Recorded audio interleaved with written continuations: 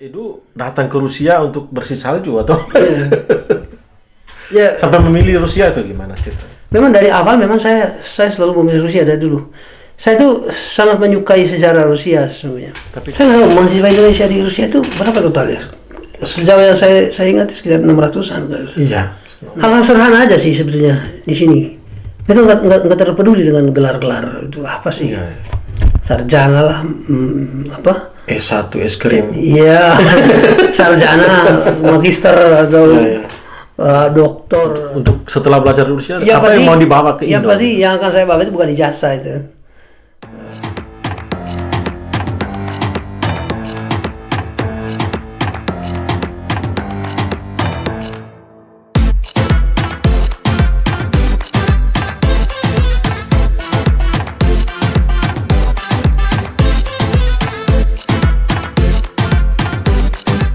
Ikuti cerita kami, suara dari Siberia. Kawan-kawan, kembali lagi hadir suara dari Siberia. Ya. Sekarang saya berada di kota Moskow dan kebetulan bertemu dengan seorang yang sedang apa ya? Enggak sih, gini, saudara-saudara, ini sebetulnya saya diculik sebetulnya oleh orang ini. Jadi ini saya kedua kali masuk di podcastnya dan saya tidak dapat bayaran apa-apa gitu. Jadi pikiran saya itu benar-benar dipakai aja. Gitu. Tapi itu kan sebuah proses pencerahan dan sharing pengalaman ya. dalam tradisi Katolik itu sebenarnya saya umat sebenarnya. Ya, ya. Saya murid. Ya. Ini pastor loh. Ini pastor. Jadi saya umat. Misionaris yang ada di Siberia sekarang ini. Nah, kebetulan saya ini adalah anak yang hilang. Ada satu kisah dalam kitab suci, anak yang hilang. Anak yang hilang itu kalau dalam konteks saya itu adalah anak yang jarang ke gereja lah. Nah, sekarang gembalanya cari saya. Ya. Jadi kawan-kawan, sekarang kami berada di kota Moskow dan ingin ngobrol apa ya? Ngobrol santai gitu. Santai tentang pengalaman di Rusia, perkuliahan di Rusia, lalu pemikiran-pemikiran dari tengah salju untuk orang-orang kita di Indo. Sudah berapa tahun di Rusia? Ya kalau total berada di sini mungkin 2 tahun kali full ya. 2 tahun. Kayaknya sih Ya, begitu. ya. Karena lebih banyak. Soalnya pandemi itu yang menghalang semuanya. Ya, pandemi juga dan kalau libur ya selalu pulang. Selalu pulang, ya. Jadi pas pandemi kemarin ya pulang. Ya. Tapi enaknya sebelum pandemi itu semua mata pelajaran untuk perkuliahan S3 itu udah Ya selesai. memang Edu ini selalu pulang karena memang istrinya di Indo. Ingat anak. Ingat anak. Ya. Anak itu yang membuat kita harus pulang. Kalau hanya istri pasti jarang pulang. Enggak, ingat istri juga. Istri juga. Kawan-kawan, ini Edu ini mengambil S3 di Rusia. Yes. S3 apa ya? Ya S3 ya untuk sosial filosofi. Ya, politik sosial ya. Ya sosial filosofi, filsafat sosial. Lalu mengapa harus memilih Moskow? Apakah tidak takut tinggal di Moskow? Dulu waktu 2000 berapa itu ya? 2015 sih. 2015 itu sponsor saya itu memberi saya beberapa pilihan. Ya. Sebenarnya ada 3, bahkan ada 4 ya waktu itu ya. Ada 4 pilihan.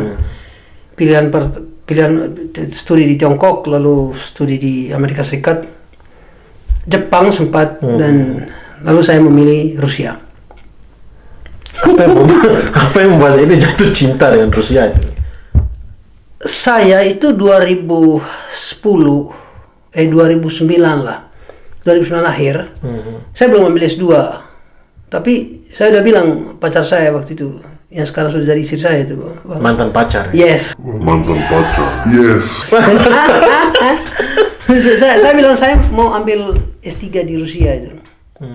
Dia bilang, kamu gila kamu itu, masa bicara S3, S2 aja kamu belum ambil gitu. Tapi itu hukum energi sih sebetulnya. Ya. Apa yang ada dalam pikiran itu akan terjadi. Akan terjadi ya. Dan 2015 akhir saya mendapat kesempatan itu, dan 2016 memang saya fix untuk untuk memilih Rusia dan Memilih Rusia. Lalu tahun berapa mulai kuliahnya? Tahun 2017 ya? Enggak, 2018. 2018 ya. 2018. Lalu berhenti di 2019. Enggak dong, 2020 kan sudah mulai pandemi segala macam. Tapi perkuliahan kan beres untuk mata pelajaran segala macam itu udah beres. Memang dari awal memang saya selalu memilih Rusia dari dulu. Saya tuh sangat menyukai sejarah Rusia sebenarnya. Tapi kan suka dan jatuh cinta dengan Rusia itu kan dari buku. Yes. Lalu ketika datang ke Rusia itu, adakah kultur shock gitu? Saya tidak mau, saya pulang. Kalau sosok sih enggak ya. Mungkin bahasa aja. Bahasanya. Bahasa. Nggak tahu kan bahasa Rusia itu menurut saya butuh waktu cukup lama untuk benar-benar bicara Untuk dengan memahami, baik. ya. Ya. Karena menurut saya bahasa Rusia itu bahasa yang paling kaya. Karena paling enak itu kawan-kawan yang S1 ambil S1 S2 karena tinggal di asrama. Lalu interaksinya juga ini dan lebih enak lah. Ya. Apalagi otak mereka kan masih fresh jadi. Iya. Kita ini umur sudah agak tua jadi. Bahasa kan harus hafal-hafal gitu. Iya. Soalnya bukan soal ini otak fresh atau tidak. Ya. Bedu kan otaknya bukan hanya memikirkan bahasa tapi istri anak. Ya, bahasa Rusia itu membutuh waktu sebenarnya. Butuh waktu. Menurut pengalaman saya, kalau bahasa Inggris kan kita hafal satu kata, kita akan ingat terus kata itu. Karena tidak ada mengalami perubahan. Yes. Ya. Tapi saat bahasa Rusia itu setiap kata itu mengalami perubahan. Iya. Dan ketika perubahan-perubahan kata itu salah, maka orang tidak akan bisa mengerti kita. Iya. Ya, saya kira itu hal yang sangat menarik ya untuk belajar bahasa. Saya sendiri punya strategi, jadi saya membaca buku-buku bahasa Rusia aja dulu dari awal-awal. Saya ngerti tidak ngerti, saya tetap membacanya aja. Ya. Ada beberapa buku saya sudah baca di dalam bahasa Rusia itu. Tapi lama-lama ketika membaca lama-lama kita mengerti. Membekas juga. Membekas, yes. Ya. Bekas. Kalau ada dalam satu teori, kalau belajar bahasa itu satu kata itu baru tidak bisa dilupakan setelah kita mengucapkannya atau memakainya lebih dari 15 kali atau 20 kali itu. Kalau saya salah ya. Ya, sebenarnya pengalaman saya juga kalau kadang-kadang kita sudah hafal gitu. Ya. Tapi jarang digunakan, lupa juga. Yes, exactly. Ya. Dalam relasi saya dengan umat ya, dengan orang-orang di Siberia, mereka mengatakan bahwa kalau kita sudah bisa memahami nya orang, komedinya orang Rusia, itu baru kita punya rasa bahasa. Yes. Ya. Karena komedi itu menggunakan bahasa yang sulit dipahami. Iya. Iya. Ya. Tentu saja. Dan misalnya kata spasiba itu ya. Spasiba itu dari 2 kata kalau saya salah. Ya. Dari spasi dan boh. Jadi kalau diterjemahkan lurus itu spasi itu kan keselamatannya. Ya, kita mau menyelamatkan. Mengungkapkan harapan kita supaya orang yang memberi kita itu diselamatkan oleh Tuhan. Iya kan? Ya. Kalau kita kan terima kasih. God saves you. Kalau begitulah ininya ya. Spasiba itu. Spasiba itu thank you. Tapi dalam bahasa Rusia kalau terjemah lurus, Allah, Tuhan menyelamatkan Anda. Ya. Wow. Sangat ini. Wow. Itu yang tidak ada dalam bahasa lain. Gitu. Iya. Menarik sih. Lalu selain kesulitan bahasa itu apa juga ya? Saya sebetulnya kayak bunglon saya kemana aja. Ya. Saya bisa berubah warna. Itu bunglon yang haus akan pendidikan ya? Ya, bunglon karena menurut saya hidup itu mesti bunglon dalam artian tertentu ya. Tapi dalam artian positif, jadi kita bisa beradaptasi gimana aja itu. Kan kita punya dalam bahasa Indonesia itu apa? Di mana bumi berpijak, di sana langit dijunjung. Di sana langit dijunjung. Gitu. Kan kita punya itu apa? Mengembik di kandang kambing. Yes. Ya. Wise words Indonesian itu.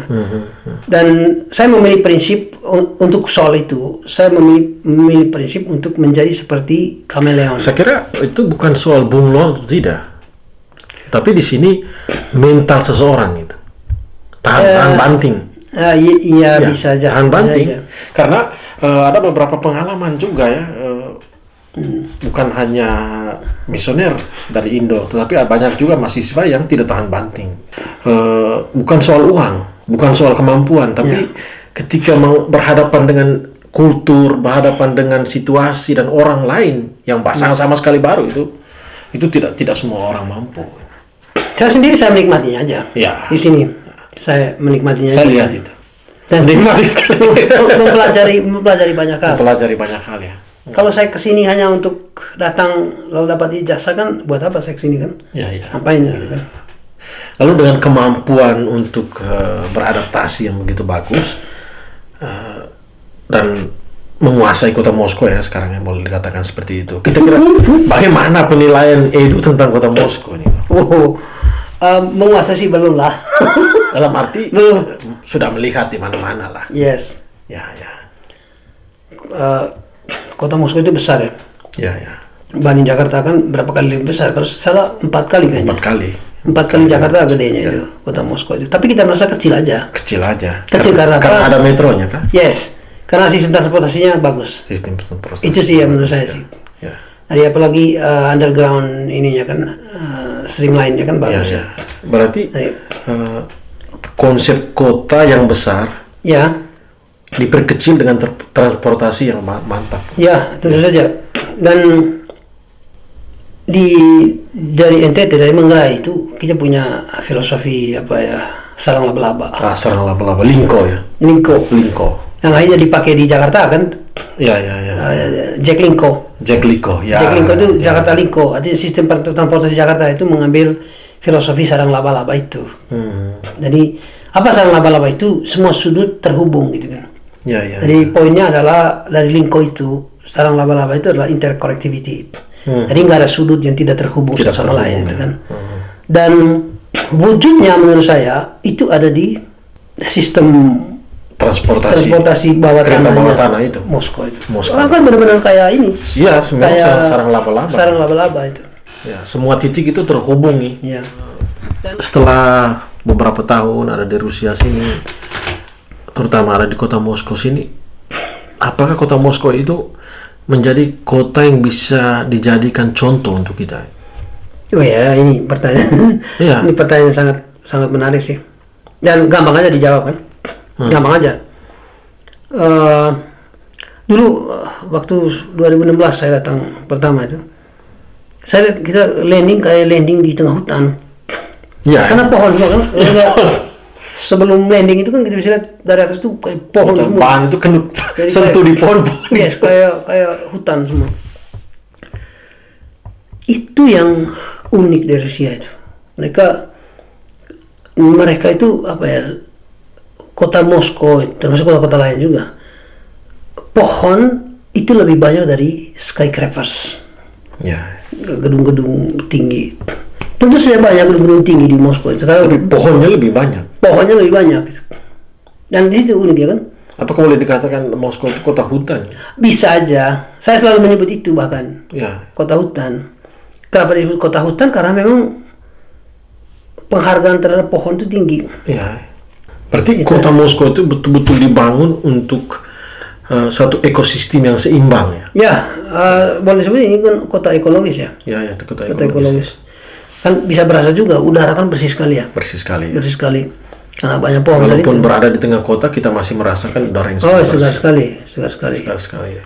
Dan kebersihan air, sungai dan segala macam dalam kota itu keren lah. Itu menarik sih di situ sih. Ya. Dan kalau ditanya kira-kira bisa nggak menjadi sampel buat kota-kota lain, buat negara-negara lainnya? Masalah bisa. Indonesia sendiri itu sedang lagi concern untuk membangun kota-kotanya. Apalagi Indonesia kan mau desain dirinya menjadi negara pariwisata kan? Ya.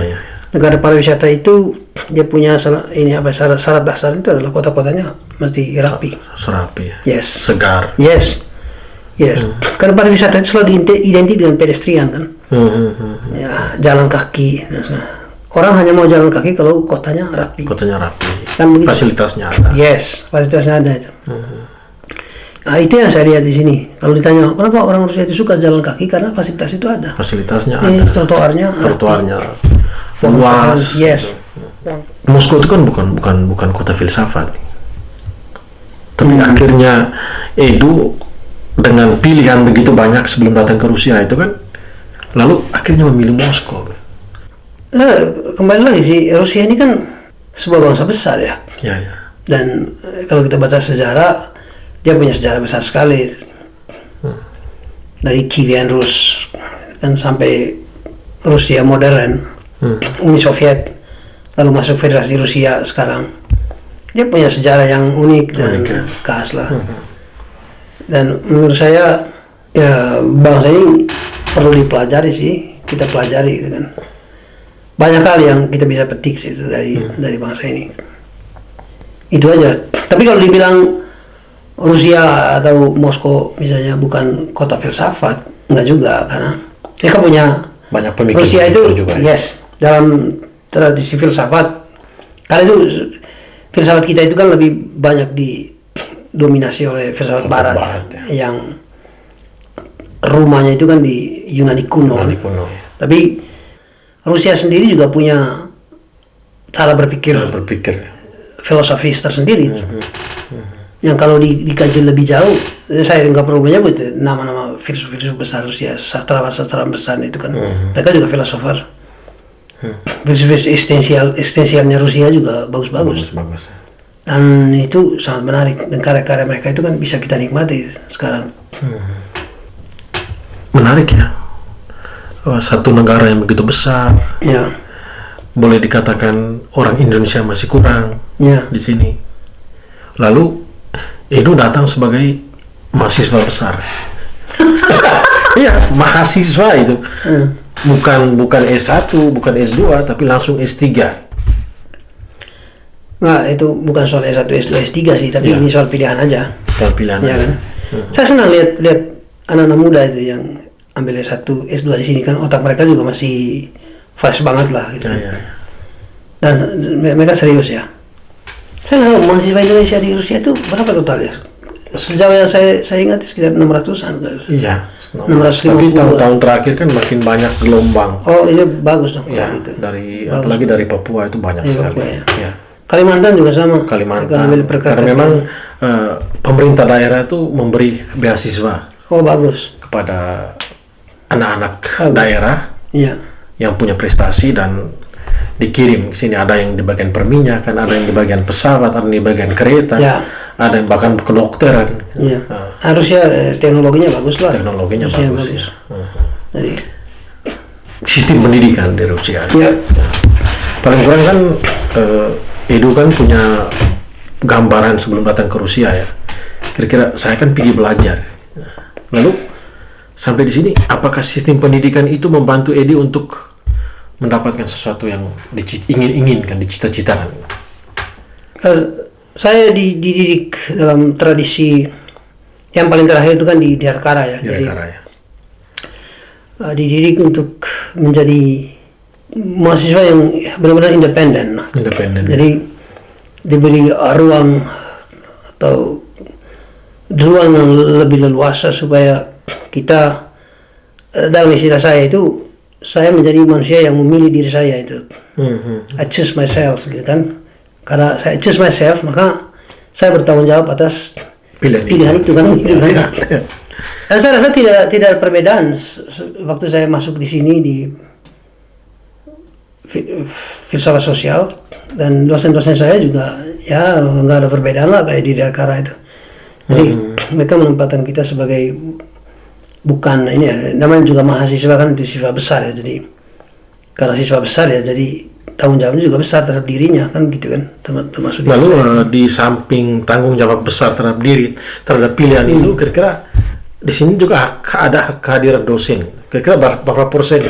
Ada juga. Ya, ini pengalaman pribadi saya, dan di fakultas saya itu dosen itu paling tinggi masuk 30 menit lah.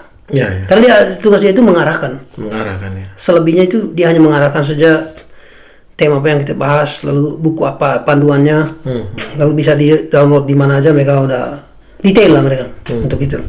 Dan kita selalu dikasih ya. Nah, setelah itu kita membaca, menganalisis, lalu diskusikan. Selalu begitu dia punya metodenya. Untuk social science saya rasa memang begitu caranya.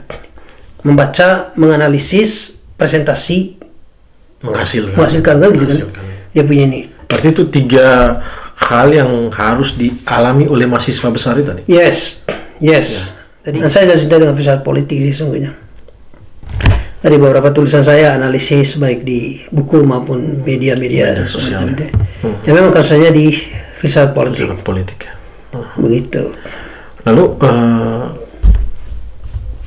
pendidikan, proses pendidikan ya, terutama pada tingkat mahasiswa besar tadi, apakah ada perbedaan dengan apa yang terjadi di Indo? Saya suka juga untuk membandingkan itu, tapi yang pasti selama di sini atmosfernya itu adalah saya dalam satu persemaian, saya nggak begitu ya, dan sangat kental sekali saya diarahkan untuk menjadi satu pohon yang bertumbuh secara independen gitu. Dan Itu menghasilkan buah. Atmosfernya begitu. Oh ya ya. Atmosfernya begitu. Jadi hal-hal sederhana aja sih sebetulnya di sini. Mereka nggak terpeduli dengan gelar-gelar itu apa sih? Ya, ya. Sarjana lah, apa? S1 es krim. Iya, sarjana, magister atau Ya, ya. doktor atau apa gitu kan?